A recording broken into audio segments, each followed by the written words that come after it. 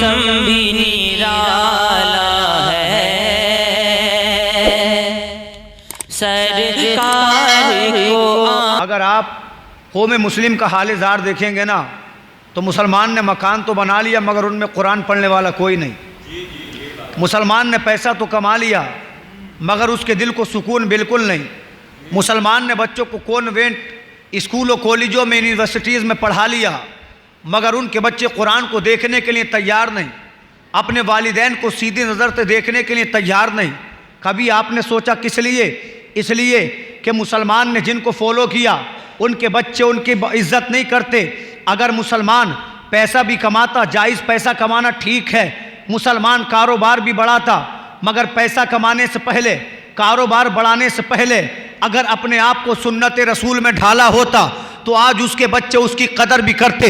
उसने बिल्डिंग को बनाने से पहले अगर मस्जिदों को आबाद किया होता तो आज उसके बच्चे उसकी ताज़ीम करते। मगर जिस मुसलमान को इस्लाम का तरीक़ा पता ना हो, जिस मुसलमान को सुन्नत रसूल का सलीक़ा पता ना हो, जो मुसलमान कभी कुरान को खोलकर तिलावत न करता हो, तो क्या उसके बच्चे उसकी ताज़ीम करेंगे? खुदा की कसम सुनियो, अगर सुकून चाहते हो ना, इन मस्जिदों को आबाद कर दो, मदरसों के ताउन करने वाले बन जाओ, उलमा की इज्जतों को अपने दिलों में सजा लो। जिस दिन तुम मस्जिद के नमाजी बन जाओगे, बच्चे भी ताज़ीम करेंगे, दुनिया भी सलाम करेगी, तुम्हारी दुनिया भी कामयाब हो जाएगी और अल्लाह आखिरत में हर नमाजी को, कुरान पढ़ने वाले को, रोजा रखने वाले को जन्नत अता फरमाएगा। क्योंकि अल्लाह ने साफ कुरान में कहा, अगर तुम नेक अमल करोगे तो अच्छे अमल करना बंदे का काम है और जन्नती बनाना रब्बे काबा का काम है। नारे तकबीर, नारे रिसालत, नारे रिसालत, उलमाए अहले सुन्नत, सुभान अल्लाह। तो शायर ने कहा कि ए उम्मती तू उसवाए खैरुल बशर पे चल। क्यों कहा? इसलिए कि तेरी नजात आका के नक्शे कदम में है।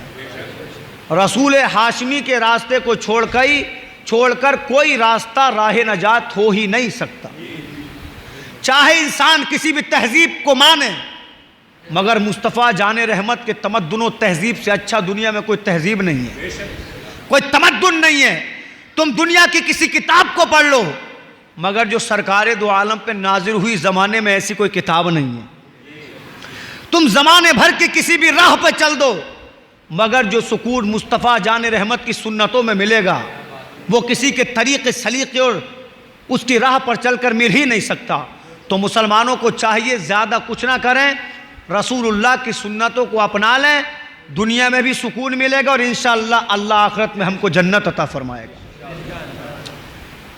शायर कहता है कि इस्लाम की फितरत में कुदरत ने लचक दी है, जितना के दबाओगे इतना ही उभरेगा। अल्लाह ने कुरान में फरमाया इन्ना दीन इंदल्लाहिल इस्लाम, बेशक अल्लाह को सबसे ज़्यादा जो दीन पसंद है वो इस्लाम है। जनाब, कोई दुनिया का मुसलमान ये ना समझे कि हम हैं तो इस्लाम है, कोई इंसान दिल में ये गलत ख्याल न डाले कि हम हैं तो इस्लाम है, बल्कि याद रखो इस्लाम है तो हम हैं, इस्लाम है तो दुनिया की अजमतें हैं, इस्लाम है तो दुनिया में बरकतें हैं। इसलिए कि आज आप ये सोचकर शायद परेशान होते होंगे कि ज़माने की बड़ी बड़ी ताकतें इस्लाम को मिटाने पर तुली हैं। उनके मीडिया की यही कोशिश है कि मुसलमानों को बर्बाद कर दिया जाए, मुसलमानों को बदनाम कर दिया जाए। अमेरिका हो, यूरोप हो, हर एक की तमन्ना यह है इस्लाम के चेहरे को मसक कर दो, इस्लाम को बर्बाद कर दो, मुसलमानों को जिल्लत व ख्वारी के रास्ते पर चला दो। मगर याद रखो ये जो इन लोगों की कद्दो काविश है ना, ये इस्लाम को मिटा नहीं सकती। माना कुछ दिनों के लिए इस्लाम की राह, इस्लाम के कदमों को ये धीमा कर सकती है, इस्लाम की तबलीग को जुल्म व ज़्यादती से रोक सकती है, मगर इस्लाम वो दीन है जो अपनों के दिल में तो दिल में, गैरों के दिल में जगह बना लेता है। इसलिए कि इस्लाम को मिटाने के लिए आज ही कोशिश नहीं हो रही। नमरूद ने इस्लाम को मिटाना चाहा मगर क्या हुआ? नमरूद बर्बाद हो गया। अल्लाह का दीन चलता रहा। नमरूद गया, फिरौन ने इस्लाम को मिटाना चाहा, नतीजा क्या निकला?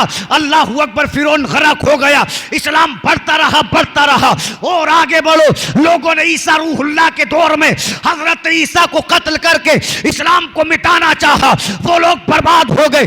इस्लाम चलता रहा। अल्लाह अकबर। जब मेरे सरकार इस दुनिया में तशरीफ लाए, लोगों ने सरकार के पत्थर मारे, सरकार की राहों में कांटे बिछाए, कत्ल करने का इरादा किया, सब बर्बाद हो गए।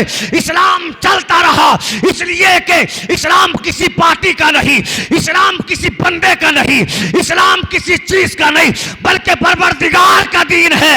इस्लाम को फैलाने वाला भी अल्लाह है और इस्लाम को बचाने वाला भी अल्लाह। क्या बात है, सुभान अल्लाह। नारे तकबीर, नारे रिसालत, नारे रिसालत। उलमाए अहले सुन्नत हजरत अल्लामा मौलाना शादाब रज़ा साहिब क़िबला, सुभान अल्लाह, सुभान अल्लाह, जिंदाबाद। इस्लाम को बचाने वाला भी अल्लाह, इस्लाम को अपने बंदों के जरिए फैलाने वाला भी अल्लाह।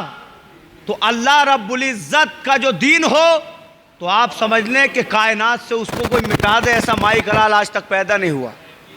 तवज्जो है, इंशाल्लाह एक दो हदीस में आपके सामने बयान करूंगा। आज जो हम परेशान हैं ना, पहले जो मुसलमान थे गरीब भी होते थे ना, मगर उनके जज्बात मजहब इस्लाम की तबलीग के लिए दिन रात तड़पते रहते। आज तो हमारे पास तबलीग इस्लाम के लिए 3 दिन नहीं होते, 7 दिन नहीं होते। हद तो यह है कि नमाज सीखने के लिए मुसलमान के पास मस्जिद में आने वक्त तक नहीं है। तो क्या ऐसी कौम से कोई उम्मीद की जा सकती है? ईमानदारी से बोलो।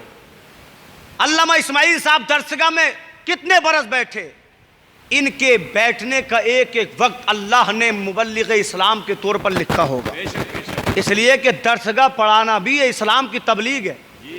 हमारे दिल में तबलीग इस्लाम के लिए तड़प नहीं, नमाजें पढ़ने के लिए हमारे जज्बात में जगह नहीं।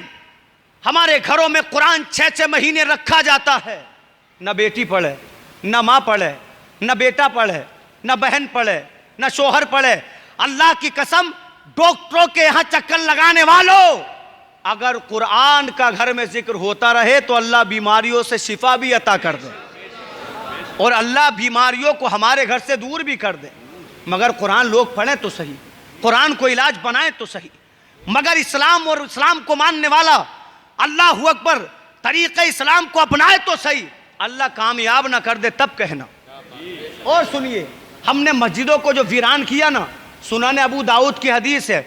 आजकल मेरा आपका मामला तो ये है, अगर कोई 5 वक्त की नमाज पढ़ने लगे तो जनाब वो ये ना सोचे कि मैं बड़ा नमाजी बन गया, इसलिए कि नमाज पढ़ना किसी के बस का नहीं। वही नमाज पढ़ता है जिसको कि अल्लाह पसंद करता है, जिसको अल्लाह तौफीक देता है। अगर मैं चाहूँ कि अपनी ज़ात से नमाज पढ़ लूँ, पढ़ नहीं सकता जब तक कि अल्लाह हमें तौफीक ना दे दे, अल्लाह हमारे दिल में अपना खौफ ना डाल दे। आओ मैं आपको हदीस पाक सुना दूँ, सुनाने अबू दाऊद की हदीस है। आप देखेंगे कि हम इस्लाम के मानने वाले हैं, अल्लाह ने हमको कितनी अजमतें दी है। आप देखना कि अल्लाह ने आखिरी पैगंबर की उम्मत में पैदा फरमाकर हमको कितना बड़ा नसीबा अता फरमाया है।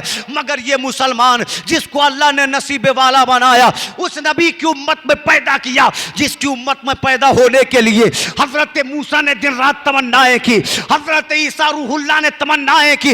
जितने पैगंबर आए उसी नबी का तस्करा करते आए। अल्लाह अकबर, ये उम्मत वो उम्मत है कि जिसको अल्लाह ने सबसे बेहतर उम्मत बनाया है और इसकी शान यह है कि इस उम्मत को इसने हबीब, अपने हबीब मोहम्मद अरबी की उम्मत बनाकर पैदा किया। क्या बात है, सुभान अल्लाह। नारे तकबीर, सुभान अल्लाह, नारे रिसालत, उलमाए अहले सुन्नत, सुभान अल्लाह, सुभान अल्लाह। सबसे बड़ा नसीबा क्या है कि आखिरी नबी की उम्मत में पैदा किया, जिसकी उम्मत में पैदा होने के लिए अंबिया ने दुआएं की। अब आप हदीस सुने, हजरत ईसा रूहुल्लाह अल्लाह के जलीलुल क़द्र पैगंबर हैं, हजरत मरियम के बेटे हैं। कुरान ने फरमाया कि हज़रत ईसा रूहुल्लाह अलैहिस्सलाम की शान ये कि अल्लाह ने बिन बाप के सिर्फ माँ से हज़रत ईसा को पैदा किया। ज़ोर से बोले हैं, हज़रत ईसा रूहुल्लाह को पैदा किया। थोड़ी सी उम्र में अल्लाह ने आपको आसमान पर उठा लिया, इसलिए कि लोग आपको कत्ल करना चाहते थे। कुर्ब क़यामत में आपका नुज़ूल होगा, अल्लाह वापस इस दुनिया में आपको दोबारा भेजेगा। हज़रत ईसा रूहुल्लाह ने दुनिया में कभी भी अपना घर नहीं बनाया। आपसे कोई पूछता जनाब घर क्यों नहीं बनाते, तो इरशाद फरमाते जब दुनिया में रहना नहीं है तो फिर घर बनाकर क्या करूँगा। अल्लाह अकबर, दुनिया से बेजारी हो तो ऐसी हो। हज़रत ईसा रूहुल्लाह एक पहाड़ से गुजरे जा रहे हैं, अल्लाह अकबर बयाबान है, ना तो आपके साथ कोई साथी है, ना उस पहाड़ पे कोई दरिंद है, ना चरिंद है, ना इंसान है।